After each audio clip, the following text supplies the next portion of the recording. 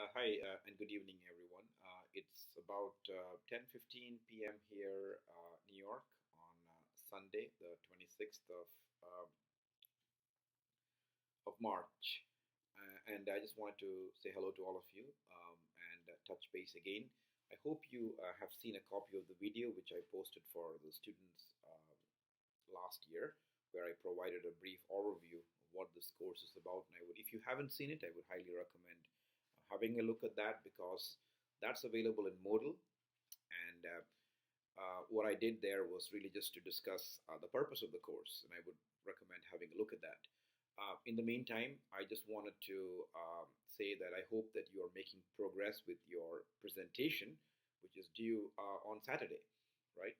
So I have provided you with some guidance for what to keep in mind as far as the presentation is concerned, but I think some of the key things that I just wanted to remind you as you prepare for it over the course of the next few days is that uh, what is the purpose of the presentation? And I think remember that I'm trying to look at a number of things. I'm looking at the skills you've gained from a financial accounting point of view, especially from a reporting point of view. Have you shown evidence of actually going through the disclosures, especially the risk reports on the narrative risk report of the company?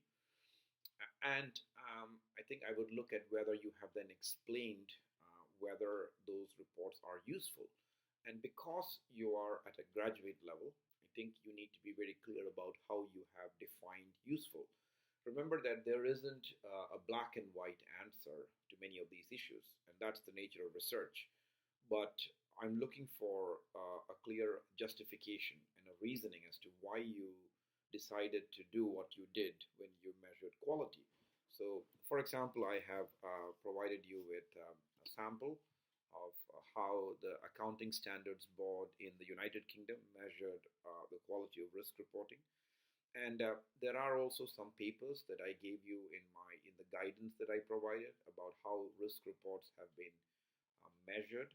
And you're doing this obviously on a smaller scale, but I think it's important to have a justification. So, in anything, whether when you're even working in the industry, when you present an argument, it is important to be able to justify that argument.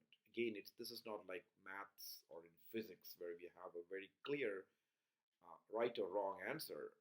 In accounting, it depends on, especially in this field, in this part of accounting, which is a research-oriented part of accounting. The justification is what's important. I think how we justify issues and how we think critically are kind of the most important critical skills that we take away from a course like this.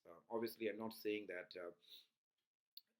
critical skills and transferable skills are the only thing. I mean, you also need to learn the technical skills in accounting, which you're doing in other courses. But in this course, the focus is on the critical skills. So I hope that you are just that's what I look for. And the other thing is to be able to do all of that within the time that you're provided, right? Within the 15 to 20-minute time limit. And that's sometimes it's more difficult to do a short presentation than it is to do a long presentation. But when you go to work in the real world, you will find that in many circumstances, you'll be required to present short than to present long. And so, how do you present the most important information where you've justified your conclusions within the time limit that you've provided? That's the difference between an okay performance and a good performance. So please have a look at the reports and look at the frameworks you can use. This is not about doing a lot, but it's doing a few things, but doing it well. It's not about the, the, the variety of topics, but a few topics, but the depth that you provide within the topics. Uh, and Again, what I will do is I will also put up some of my slides for the lecture, which you might want to look through before the class. And I think it's always important to keep in mind that this is not a typical accounting class. It's a class that's focused on research within the context of risk and audit. And so it's also meant to really introduce you to independent thinking, and it's meant to provide you with ideas towards your final research project.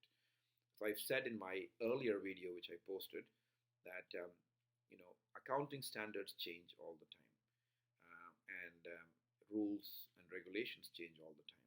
So one of the most important things that you take away from graduate school is the softer skills and the transferable skills you get: teamwork, presentation skills, independent learning. And some of that is what we will capture in this course. Remember that this is only 20% the group work. 80% of your course grades comes from an independent project that you will be working on. And I will provide you with further details on that when I am there on Friday and Saturday. So it's a short session, 2 days, but it is very important that you attend the class because you will find it useful as previous students have. I will share of some of my experience of actively working in academic research within the topic of on the topic of risk reporting, and I hope you can gain from that. So I really look forward to meeting you. I thank you for sending me the details of your group and the sector that you have selected. Thank you very much for that. I appreciate your speed in doing that. And I look forward, I really look forward to hearing your presentations because last time and in the previous 3 to 4 years, I have always learned a lot from the presentations of students because they come up with new insights. And I look forward to that. And so look forward to meeting all of you on Friday when I'm there in Luxembourg. And if you have any questions in the meantime, please contact me. I've given you my email address and I will respond. Any questions, let me know. In the meantime, have a great week ahead. Bye from Albany, New York. This is Dr. Santosh Abraham. Bye bye.